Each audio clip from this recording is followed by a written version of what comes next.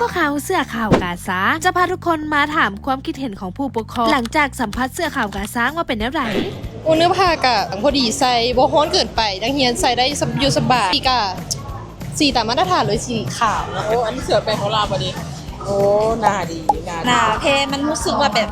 หน้าดีเนาะแล้วก็บ่เป็นแบบบ่พุยเวลาเขาจับเบิ่งแล้วมันจะแบบนิ่มมือแน่แล้วก็สิใส่สบายเบิ่งลักษณะแล้วก็สิทนทานสีเข้มดี ความรู้สึกกันหนาดีนุ่มดีแต่ใส่แล้วมันถึงมือนี้มันจะนุ่ม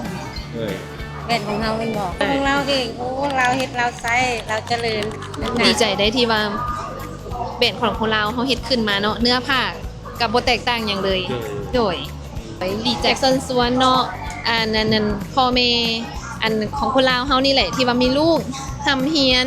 ซ่านอันประถมมัธยมเนาะอยากให้มาใส่แบรนด์ของคนลาวเนื้อผ้าบ่แตกต่างอย่างเลยกับเพื่อนบ้านเนาะแพรนุ่มดีได้สัมผัสแล้วนุ่มใส่สบายเนาะเบิ่งจากห้อยยิบละเอียดดีเนาะเสื้อขาวกาซาแบรนด์คุณภาพที่ผู้ปกครองไว้ใจให้ลูกหลานของทานสวมใส่ไปโรงเรียนในทุกๆมื้อ